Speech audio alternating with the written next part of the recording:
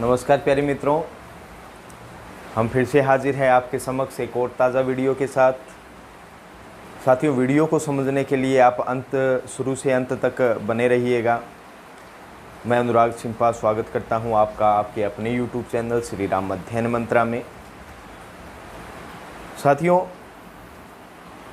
ये जो लंबी कविता है आशंका के द्वीप अंधेरे में गजानन माधव मुक्तिबोध की, तो इस कविता के भाग 2 का ये दो अंतिम पद है, उन्हीं के ऊपर हम नज़रें गड़ाए रखेंगे, उसे समझेंगे।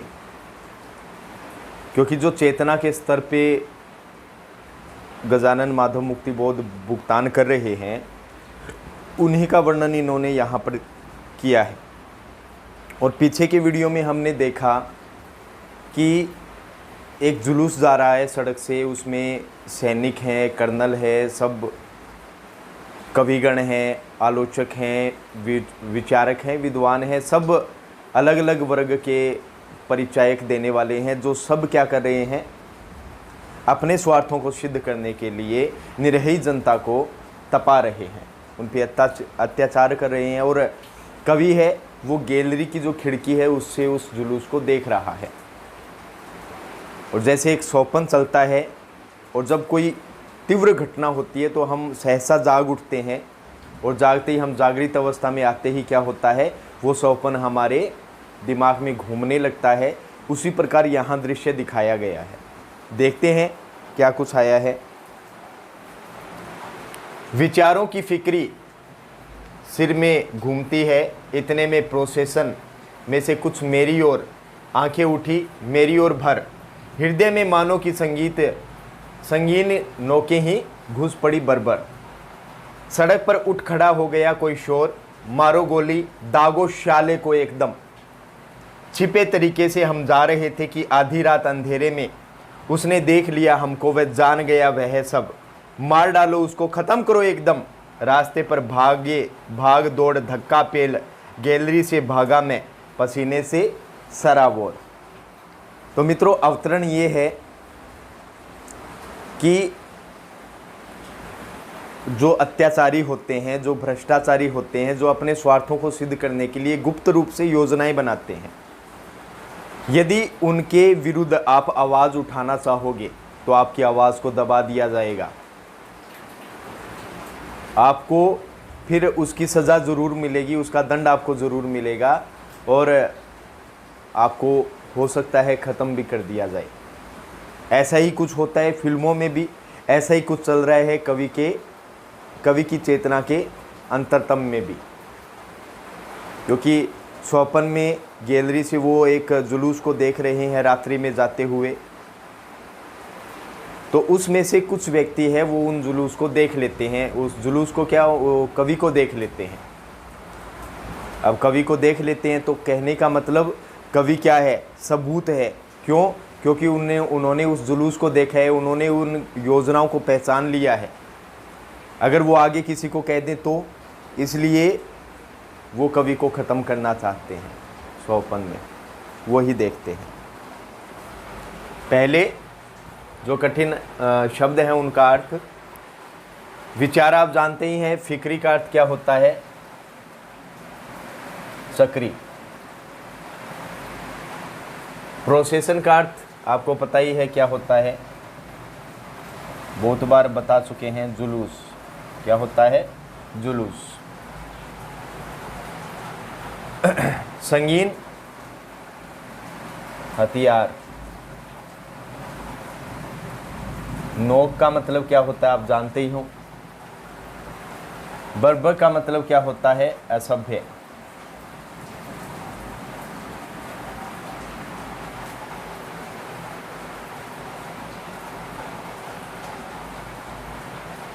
छिपे तरीके से हम जा रहे थे आधी रात अंधेरे में, उसने देख लिया वह जान गया वह सब। मार डालो उसको, ख़त्म करो एकदम। रास्ते पर भागा दौड़ थका पेल।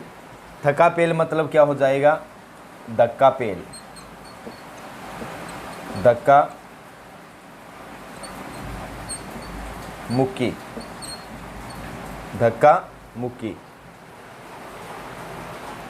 शराब और मतलब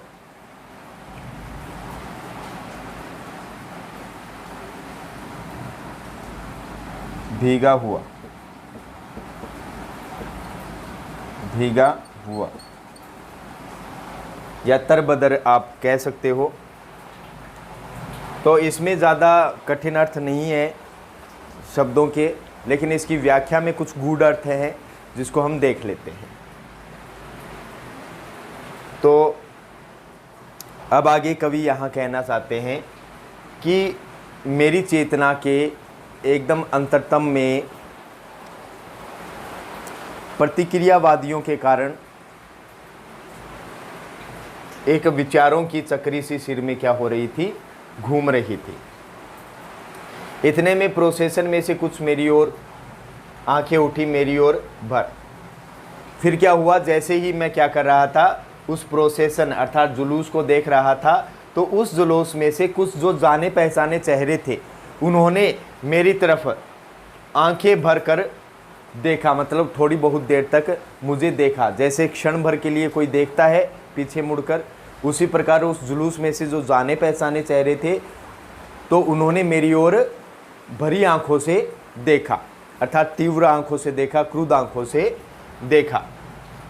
हृदय में मानो कि संगीन नोकें ही घुस पड़ी, और जैसे ही उन्होंने देखा तो मानो ऐसा लगा कि मेरे हृदय में क्या हुआ, हथियारों की जो नोकें हैं वो असभ्य तरीके से क्या होने लग गई, चुभने लग गई। घुस पड़ी का मतलब चुभने लग गई। तो यहाँ मानो आया है, तो मानो आया है तो क्या हो जाएगा, उत्प्रेक्षा अलंकार हो जाएगा। कौन सा अलंकार,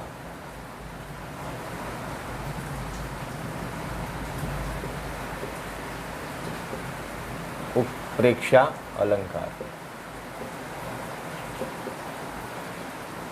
तो इसमें क्या हो जाएगा, उत्प्रेक्षा अलंकार हो जाएगा।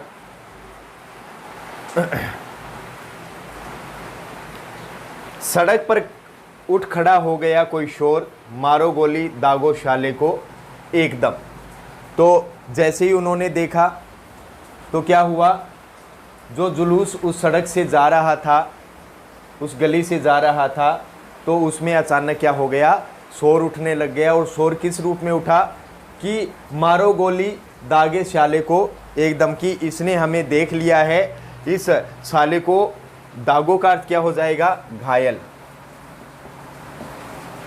कि इसे अब गोली मारकर क्या कर दो, खत्म कर दो, या इसे घायल कर दो, ये जाने न पाए। जैसे आप नहीं देखते कि भाई जो स्मगलिंग करते हैं, अब कोई मतलब कोई गर्ल्स हैं, वो उनको देख लेती है स्मगलिंग करते हुए रात को, और वो उनका वीडियो बना रही है। और क्या होता है, अचानक उसमें से एक या दो बंदे देख लेते हैं उनको, तो अचानक शोर होगा, देखो वो लड़की हमारा वीडियो बना रही है। अब जैसे ही कहीं इसको मार डालो, जब वो कहते हैं कि उससे कैमरा छीन लो, उसे मारो, तो क्या होता है, चारों ओर भगदड़ चहु और क्या हो जाती है, भगदड़ मच जाती है, और सब उस लड़की के पीछे दौड़ने लग जाते हैं कि इसने वीडियो बना लिया, और वो उसे मारने के लिए दौड़ते हैं। डिट्टो सेम यही सोपन किस में चल रहा है, गजानंद माधव मुक्तिबोध की चेतना में चल रहा है, कि मारो गोली दागो शाले को एकदम छिपे तरीके से हम जा रहे थे। तो इस दो पंक्तियों में क्या कहना चाहते हैं कवि गजानंद माधव मुक्तिबोध, कि हम अपने स्वार्थों को सिद्ध करने के लिए इस दुनिया की दृष्टियों से छिपकर, या कह सकते हैं कि दुनिया की दृष्टियों से छिपकर हम गुप्त तरीके से अपने स्वार्थों को सिद्ध करने के लिए आधी रात के अंधेरे में जा रहे थे, कि देख लिया हमको, वह जान गया। अच्छा, यहाँ तक देखते हैं, देख लिया हमको, तो उसने हमको क्या कर लिया है, देख लिया है। ये बात किसने बोली, जुलूस में जो जाने पहचाने चेहरे थे, जो सहसा कवि को देख लेते हैं, वो बोलते हैं। वह जान गया वह सब, मार डालो उसको खत्म करो एकदम। फिर जो जुलूस में जो जाने पहचाने चेहरे हैं, वो कवि के लिए कहते हैं कि वो हमारी गुप्त योजनाओं के बारे में जान गया है, इसलिए उसे तुरंत प्रभाव से क्या कर देना चाहिए, खत्म कर देना चाहिए, उसे मार देना चाहिए। ऐसा सुनते ही, ऐसा बोलते ही क्या हो गया, उस रास्ते पे, जिस रास्ते पे जुलूस जा रहा था, वहां पर भागदौड़ और धक्का मुक्की शुरू हो जाती है। भागदौड़ और धक्का मुक्की शुरू हो जाती है। तो आपको पुरानी फिल्मों का वो सीन याद जरूर आएगा। गैलरी से भागा मैं पसीने से सराबोर। सराबोर का अर्थ होता है पूरी तरीके से भीगा हुआ या भीगा हुआ। तो फिर आगे कवि कह रहे हैं कि जब चेतना में मेरे सौपन चल रहा था और सौपन में जब मैं गैलरी की खिड़की में खड़ा था और जुलूस में कुछ लोगों ने कहा कि इसको मार डालो, ये अब हमारी योजनाओं के बारे में समझ चुका है। अर्थात कवि अभिव्यक्ति देना चाहता था उन लोगों के बारे में। तो आगे कवि कहता है कि फिर मैं पसीने से पूरी तरीके से भीगा हुआ उस गैलरी से, जहाँ खिड़की में मैं खड़ा था, तो उस गैलरी में से मैं क्या हो गया, भाग गया। फिर आगे चलते हैं, यहाँ तक समझ में आ गया होगा। और देखो यहाँ पर रूपक अलंकार कर लेना मित्रों, यहाँ है ना, यहाँ क्या हो जाएगा, रूपक अलंकार। रूपक अलंकार मतलब विचारों की फिक्री, अर्थात विचार रूपी चक्री, अर्थात विचारों का दिमाग में, मस्तिष्क में भ्रमण करना। फिर आगे चलते हैं, ये हो गया 17वां, भली प्रकार से समझ में आया होगा साथियों।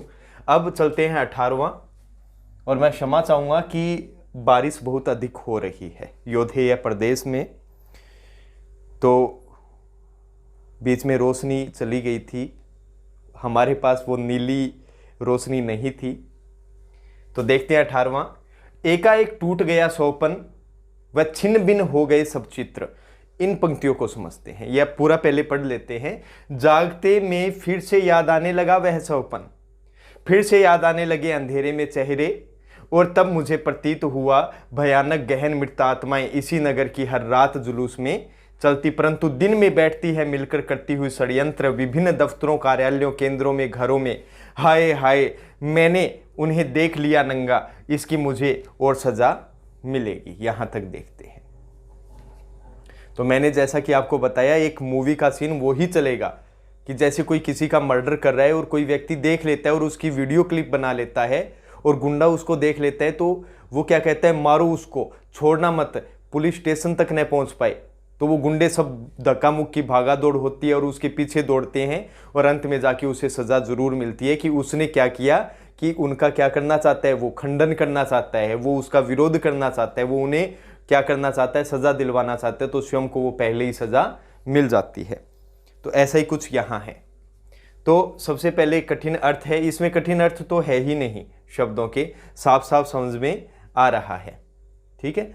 और यहाँ अगर षड्यंत्र की बात करें तो इसका अर्थ क्या हो जाएगा, जालसाजी, जालसाजी करना, ठीक है। मृत आत्माएं, मरी हुई आत्माएं, और बाकी तो ऐसा कुछ भी नहीं है इसमें, ठीक है। देखते हैं, व्याख्या देख लेते हैं कि एकाएक टूट गया सौपन व छिन्न भिन्न हो गए सब चित्र। इन दो पंक्तियों का देखते हैं। फिर आगे कवि कहते हैं कि मेरी चेतना के अंतरतम में चलने वाला जो सपना है वो प्रतिक्रियावादियों, अर्थात मेरी और प्रतिक्रिया करने वाले जो लोग हैं उनके कारण वो क्या हो गया, छिन्न भिन्न हो गया। छिन्न भिन्न का अर्थ क्या हो गया, वो बिखर गया, टुकड़े टुकड़े हो गया। और जो मेरे विचारों और मेरी चेतना के कारण जो चित्र मेरे हृदय में उभरे थे वो भी क्या हो गए, सब चित्र टूट गए, वो छिन्न भिन्न हो गए, बिखर गए। जागते में फिर से याद आने लगा वह सौपन, फिर से याद आने लगे अंधेरे में चेहरे। और जैसे ये सब हुआ, मेरा सौपन टूट गया और मैं जागृत अवस्था में आ गया।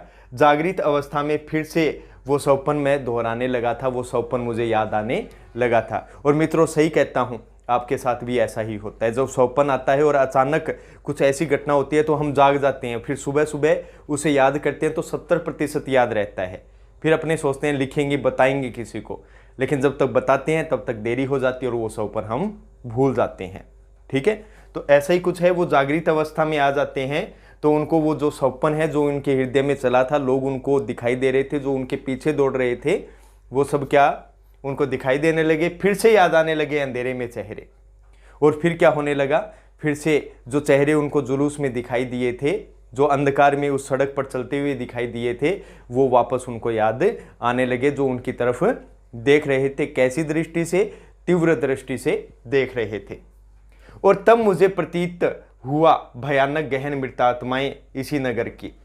तो उसके बाद में मुझे प्रतीति हुई कि जो जुलूस में चलने वाले जितने भी व्यक्ति थे जिनका चेहरा जाना पहचाना था, वो सब क्या हैं, मृत आत्माएं सी इसी नगर के हैं, अर्थात वो सब लोग क्या हैं, इसी नगर से संबंध रखते हैं।